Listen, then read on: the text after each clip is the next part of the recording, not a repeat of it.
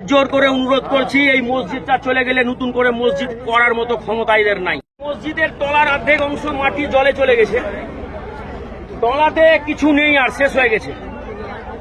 এখানে যে কাজগুলো হচ্ছে, ডিএম সাহেব, মালদা ডিএম এর কাছে অনুরোধ করছি, আপনি আসুন। মানিকচকের বিডিওর কাছে অনুরোধ করছি, ঠান্ডা ঘরে বসে থাকবেন না। কামালতিপুরের এই মসজিদে অভিজিৎ মিশ্র লালবাথানি থেকে এসে এখানে নামাজ পড়তে আসে না। এখানে আমার কামালতিপুরের মা বোন ভাইরা এখানে নামাজ পড়ে। আর একটা দুটো দিনের পর মসজিদটা শেষ হয়ে যাবে, এর অপরাধ, এর দায়ী আপনারা হবেন।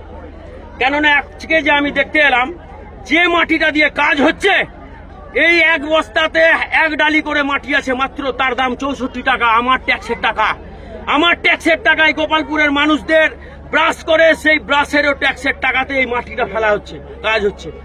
একটা বস্তাতে খুব বেশি হলে 10 কেজি থেকে 12 কেজি মাটি নিয়ে কাজ করা হচ্ছে। এইভাবে গঙ্গা ভাঙানো থামানো যাবে না, আর এই মসজিদকেও থামানো যাবে না। আমরা কোনো রাজনীতি করতে আসিনি, কোনো দলের হয়ে কথা বলতে আসিনি।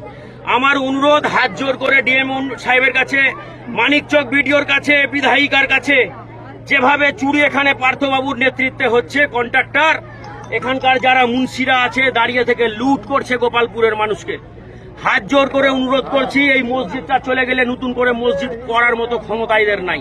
দয়া করে আসুন, এইটাকে ভালোভাবে কাজ করার চেষ্টা করুন। এই যে চুরিগুলো দাঁড়িয়ে করছে, আপনাদেরকে আমি দেখাচ্ছিলাম, এই চুরিগুলো যাতে বন্ধ হয় তার ব্যবস্থা করবেন, এই অনুরোধ আমি করছি। আমার নাম অভিজিৎ মিশ্র, আমি মালদা কোর্টের আইনজীবী, আপনাদের কাছে হাত জোর করে অনুরোধ।